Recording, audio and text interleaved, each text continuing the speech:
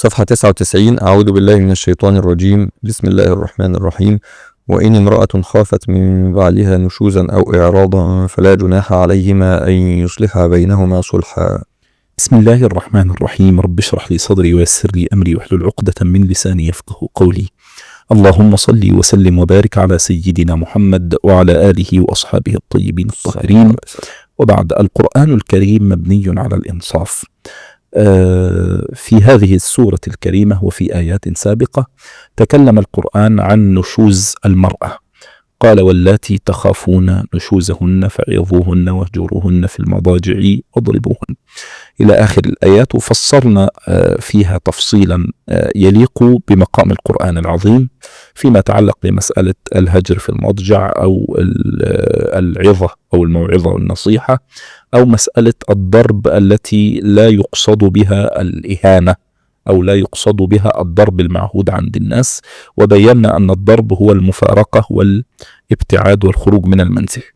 وكما أن القرآن مبني على الإنصاف، لم تكن قضية النشوز هي قضية أنثوية، يعني مش المرأة لوحدها هي اللي بتنشز. الست مركبة من جسد وروح وعقل وقلب، والذكر أو الرجل مركب من جسد وروح وعقل وقلب، وده له نفس ودي لها نفس، وده له شيطان ودي لها شيطان، وده له هوى. فاحنا كلنا متعرضين إلى مسألة الانحراف، أيا كان الانحراف فكري أو عقدي أو ثقافي أو قيمي أو مبادئي وأخلاقي.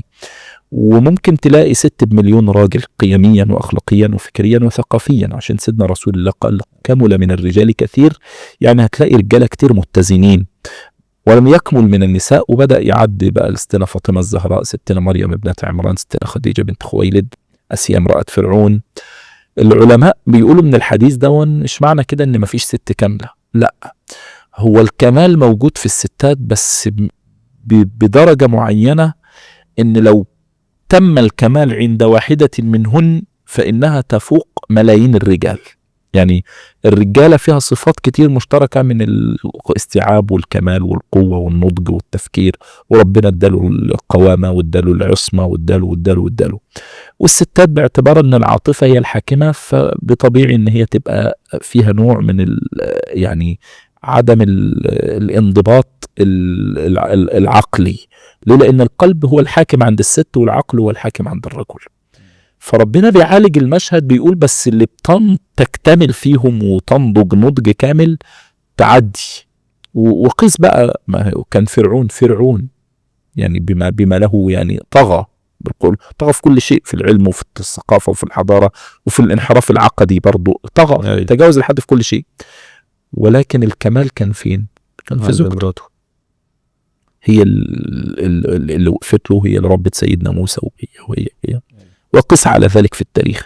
فربنا في الآية اللي معانا دي بيقول لنا اوعوا تفكروا ان الانحراف ده بس عند الستات، لا، الرجالة ممكن تكون عندها انحراف فكري او فالنشوز دوت يعني انحراف. نشوز يعني انحرفت او عارضت او مشيت بعيد عن الطريق المستقيم، والراجل انحرف او مشي بعيد عن الطريق المستقيم. لو الست خافت ان جوزها يلخبط او ينحرف او يعارض او يهد بيته، في رجالة كده، في رجالة بتهد بيوتها بايديها، والست بتبقى حكيمة.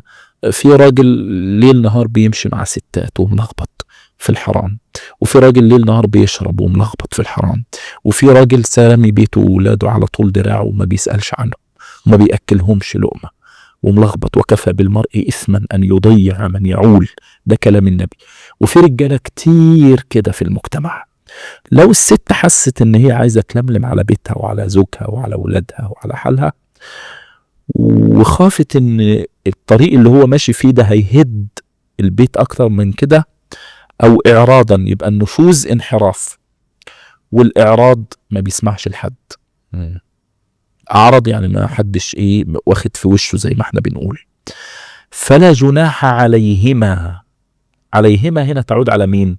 على الزوج اللي هو نشز وأعرض، والست، ولا تعود على المصلحين؟ فلا جناح عليهما أن يصلح بينهما صلحا، إن في حد مصلح يجي يصلح ما بينهم، يبقى 2 مصلحين من بره.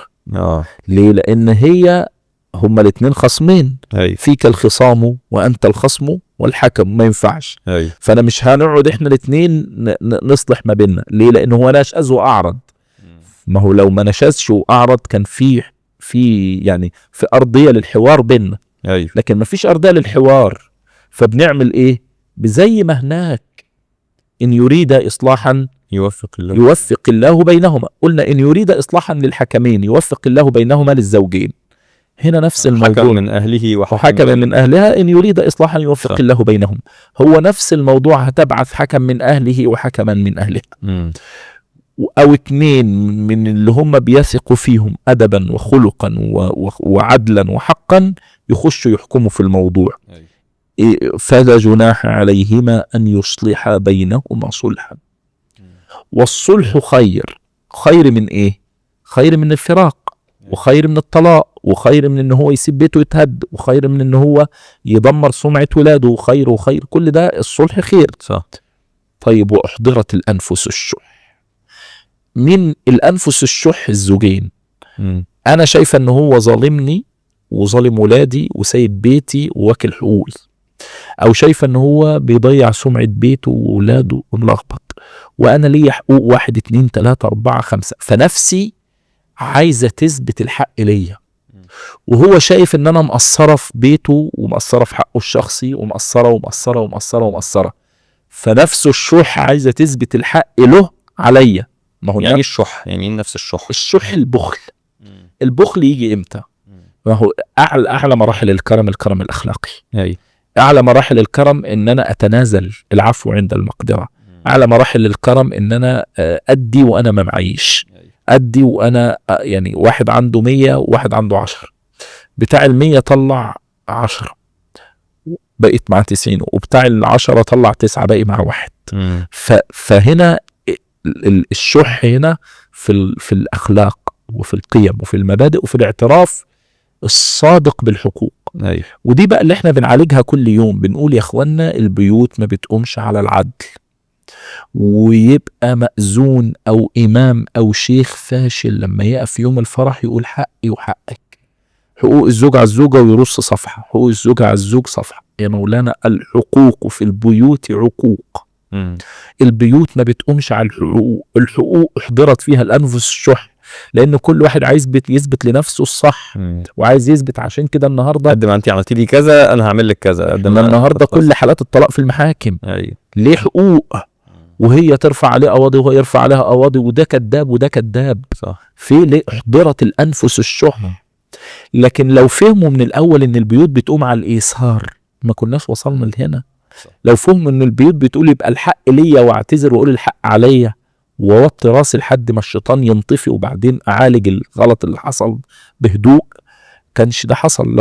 لو اللقمة اللي أنا عايزها اديتها لها وأنا محتاجها. البيوت بتقوم على الإيثار، مودة ورحمة ومن نفس واحد. الفضل والإحسان. لا ده أعلى من الفضل. ده الفضل ده المسلم تنسوا الفضل بينكم اللي من دينك. لكن الإيثار ده يبقى أنت محتاج للحاجة وتقول لا، يبقى أنت مغلوط فيك وتقول لا أنا اللي غلطت، يبقى أنت المفروض تاخد حقك وتتنازل. ده الإيثار في البيوت. عشان كده أحضرت الأنفس الشح.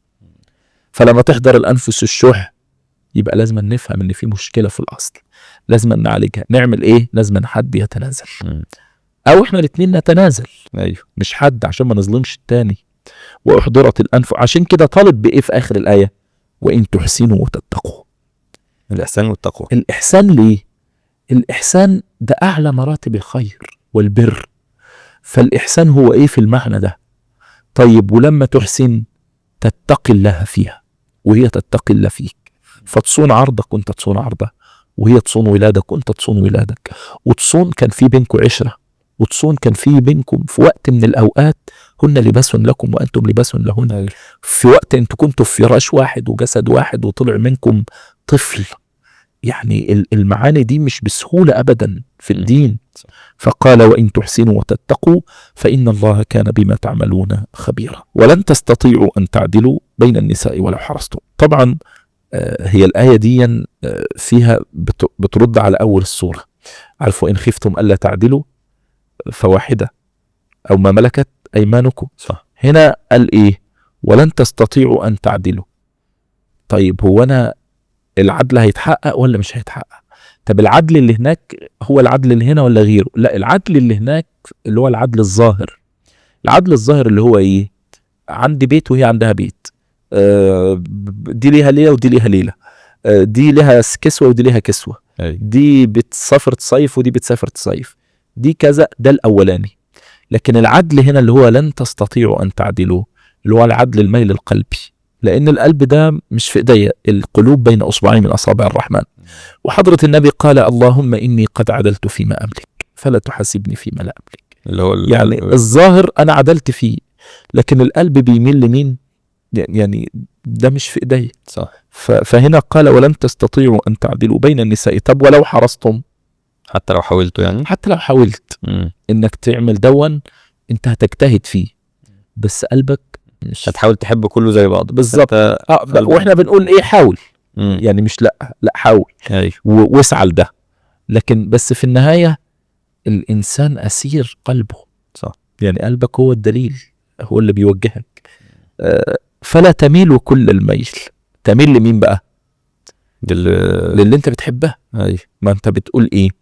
انا عندي 2 أو 3، في 2 فيهم او 1 فيهم انا بحبها قوي، و2 فيهم بعدل ما بينهم اللي هو العدل الظاهر. فربنا بيقول لك ما تخليش قلبك وعقلك وروحك يروحوا ناحية واحدة. يعني ايه؟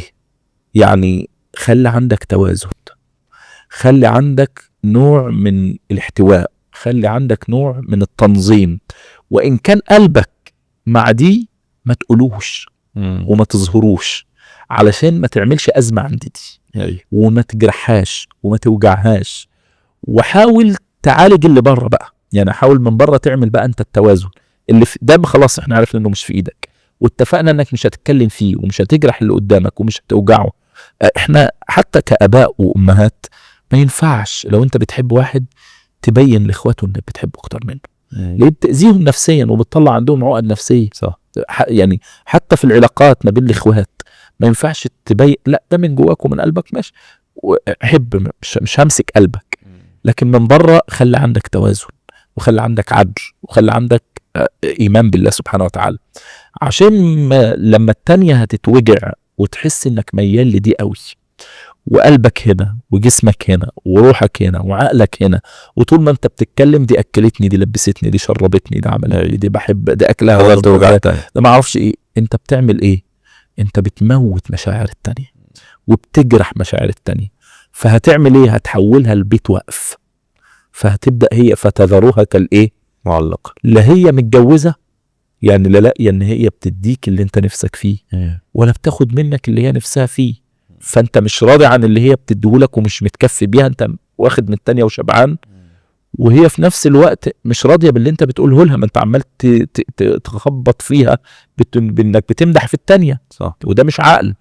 فهنا لا منك طلقتها وسبتها تدور على زوج تاني، ولا منك حفظت وصمت مشاعرها وقيامها انك ما تجرحهاش. فلا تميلوا كل الميل فتذروها وإن تصلحوا وتتقوا فإن الله. تصلحوا فين؟ بينهم. يعني دايما خليك ايه؟ ده دايما هي بتجيب سيرتك بالخير، ده دايما بتشكر فيكي، ده دايما بتتكلم انك استقبلتيها ازاي، ده بتتكلم لما انت زرتيها وهي تعبانة سألت عنها وهي معرفش ايه. فدايما خليك في النص، انت اللي تحبب وتقارب القلوب بعضها الايه؟ بعضها البعض. وإن تصلحوا وتتقوا الله فيهن فإن الله كان ايه؟ غفورا رحيما. غفورا فين؟ ما هو عنده ذنب، الذنب هون ميل القلب. ميل القلب ده برضو قال له خلاص ده هنعفو ايه؟ صح. هنعفو عنه. رحيما ايه؟ رحيما فيما تبقى وما ظهر. وإن يتفرقا، طيب لو ما قدرش وحس ان هو هيأذيها وهيجرح مشاعرها ومش قادر يوفي بالعدل الظاهر ولا العدل الباطن اللي هو عدل القلب ولا العدل الحقيقي، وليل نهار بيمدح في دي والمدح في دي ذم في التانية، لان هو يعني بالطبيعي يعني ايه، ان مفهوم عند العلماء المناطق يقولوا ايه؟ مفهوم المخالفة. مفهوم المخالفة يعني ايه؟ انا معايا 2 بمدح في دي على طول على طول على طول على طول، يبقى بالمعنى بذم في دي. صح. بشكر في اكل دي على طول، يبقى معنى ما بطيقش اكل دي. أيوة. فانت دايما ايه تلقيح بالظبط. شكلها. فهنا قال ايه؟ قال طيب مش قادر على ده، يبقى كل حد يروح لحاله، انت يعني طلقها وما تأذيهاش. وإن يتفرقا يغني الله كلا من سعته، يعني يدي دون اللي يوفقه ويدي ده اللي يوفقه. وربنا سبحانه وتعالى يعني عمل تسجيل عظيم في الآية، قال وكان الله واسعا حكيما. واسعا يعني ايه؟ يعني لا انت هتقف عليها ولا هي تقف عليك، تلاقي غيرك، هتلاقي 100 غيرك، وانت ممكن تلاقي غيرها، وممكن يجي لها 100 احسن منك. وانت وليه؟ لان سبحان الله هي اذواق، وواحد يحب البيضة، واحد يحب السود، واحد يحب القصيرة، واحد يحب الطويلة، واحد يحب تحب الشغل وتحب، واحد بيحب اللي قاعدة في البيت على طول وما بتخرجش، واحد بيحب الست الجريئة، واحد بيحب الست المستكينة والحقيقة. هي أذواق. صح. فهي هتلاقي رزقها وانت هتلاقي رزقك، وربنا واسع. واسع يعني ايه؟ يعني عنده ما يكفيكم، بس انتوا فهموا. وكان الله واسعا حكيما، حكيما في عطائه، يعني يعرف دي تناسب مين وده يناسب مين وده تناسب مين وده يناسب مين. ولله ما في السماوات وما في الأرض ولقد وصينا الذين أوتوا الكتاب من قبلكم وإياكم أن اتقوا الله. طبعا لله ما في السماوات بما فيها من أفلاك وأملاك وكواكب ونجوم وبطبقاتها السبع وأحوالها، وما في الأرض بما فيها من محيطات وبحار وأنهار وأشجار وجبال ودواب. ولله ما في السماوات وما في الأرض. طيب ولقد وصينا، هو سبق هنا بيقول ايه؟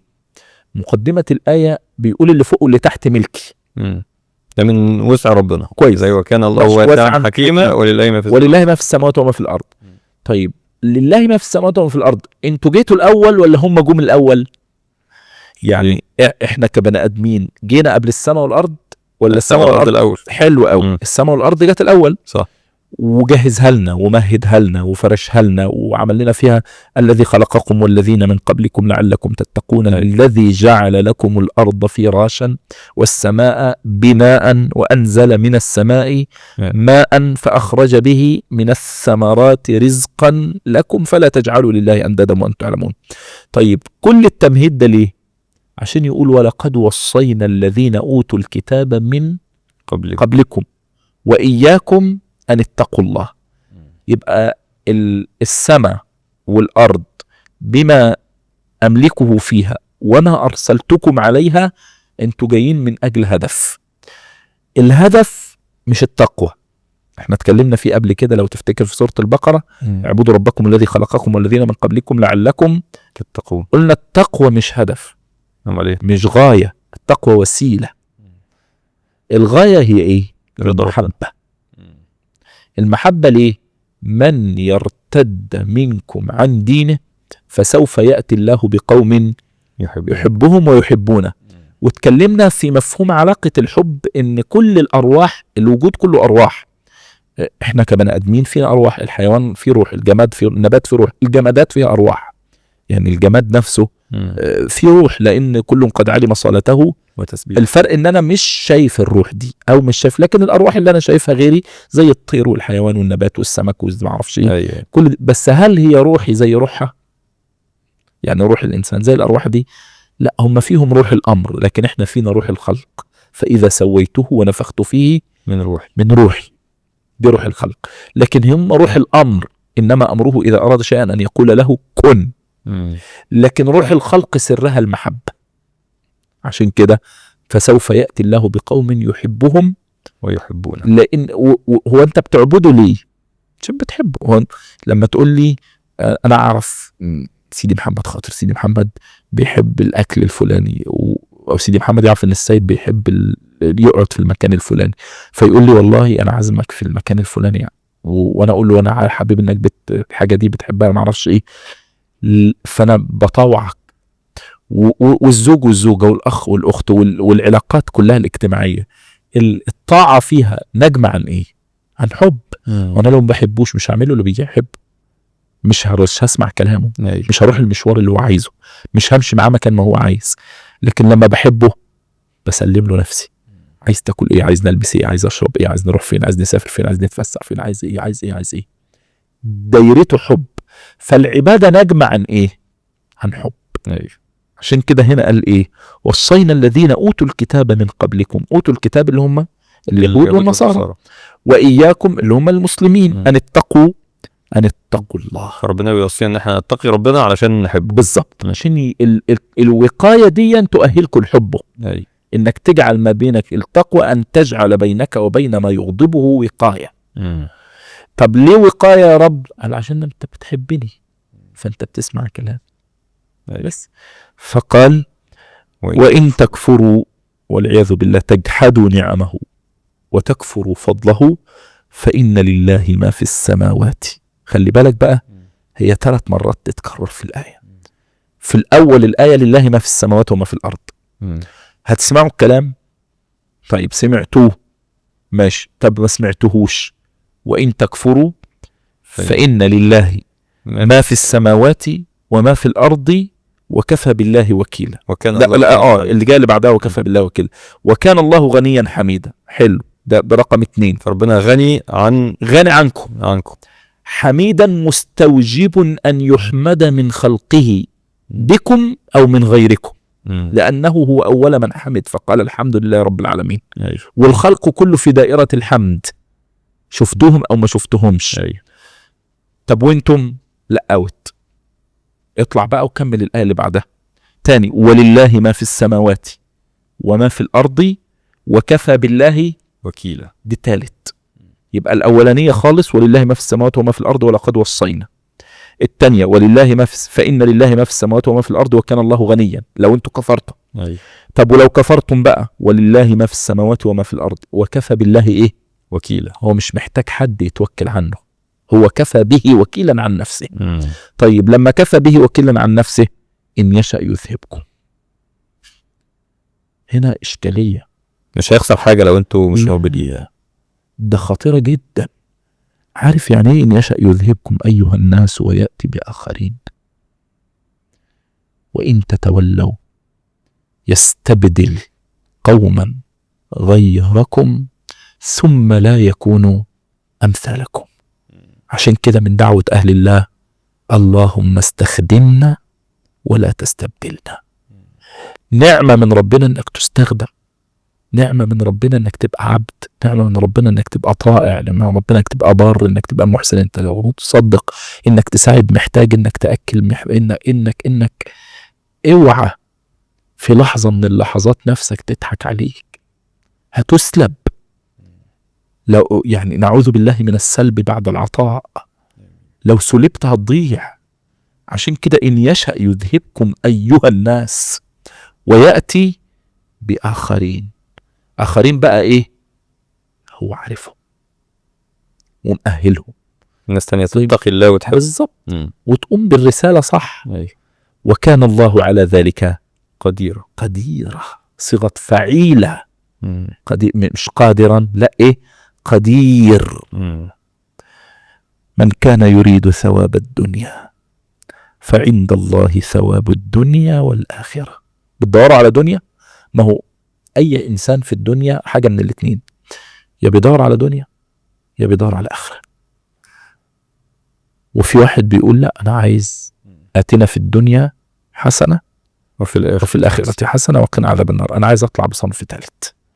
فقال لك طب اللي بيدوروا على الدنيا دول هم استغنوا عن ربنا ومسكين في الدنيا، واللي بيدوروا على الآخرة مسكين في ربنا. كويس قوي. بس سيدنا النبي صلى الله عليه وسلم قال لك لا، خد الاثنين. ربنا آتنا في الدنيا حسنة وفي الآخرة حسنة. حتى الدنيا عند ربنا. بالظبط، ما هو قال كده فعند الله ثواب الدنيا والآخرة. يعني عايز تحقق في الدنيا هتحقق، عايز تنجح هتنجح، عايز تبقى ملياردير، عايز اسعى وخد أسبابك ويفتح لك أبواب المعرفة والعلم واليقين والرزق.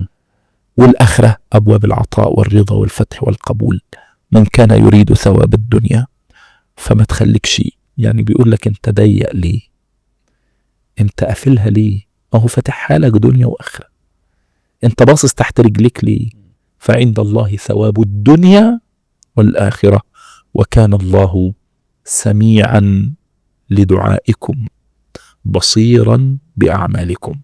فانت هتقول ايه؟ طب انا عايز الدنيا، طب ما توريني. طب أنا عايز الآخرة، طب وريني. طب أنا عايز الدنيا والآخرة، وريني.